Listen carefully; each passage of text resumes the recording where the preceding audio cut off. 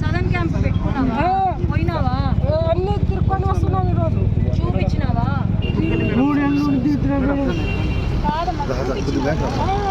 అన్నీ తిరిగి ఎక్కడ రారు. అది కాదమ్మా, ఇప్పుడు చూపించినావా? ఇప్పుడు వచ్చినా ఇంకా చూపిలే కదా. కర్నూలు అంతా తిరుక్కొని వస్తున్నాం. మండలం నుంచి వచ్చాం మేడం. ఆత్మకూరు అంటే ఆత్మకూరు హాస్పిటల్కి వెళ్తే ఆయన వచ్చేసి కర్నూలుకి రాసి ఇచ్చారు అనమాట. కర్నూలు వెళ్ళండి మీరు అని చెప్పారు అనమాట.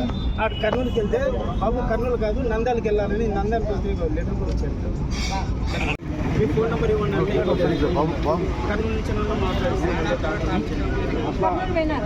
వచ్చాను మేడం. అన్నీ తిరిగి అయితే ఓకేనా తినేది తాగేది కూడా ఇస్తాను.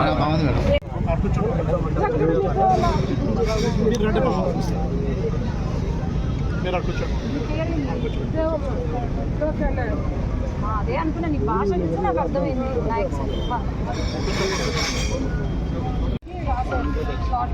ఆత్మకూరు అంటే కర్నూలు పోతున్నారు. కర్నూలు వాళ్ళు లేటర్ వచ్చారు నంద్యాలకి. ఇప్పుడు నంద్యాల పోతే ఇదే ఎక్కడ బాబు వాళ్ళకి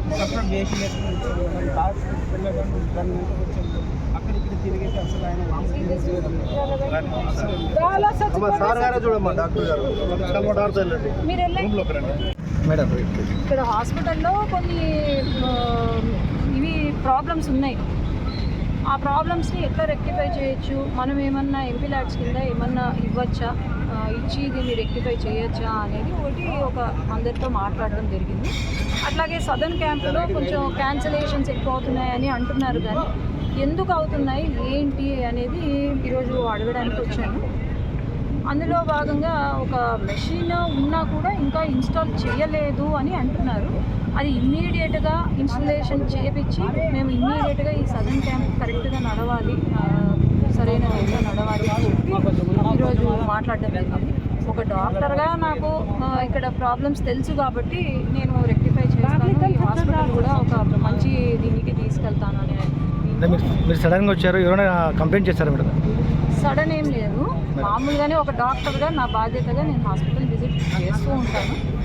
అందులో భాగంగా ఇక్కడ వచ్చినప్పుడు సదర్న్ క్యాంప్కి అందరు వెనక్కి వెళ్తున్నారు, కొంచెం ఇబ్బందిగా ఉంది అని అంటే అక్కడ ఏం ప్రాబ్లం అని రెక్టిఫై చేసుకోవడానికి. ఓకే. వికలాంగులకు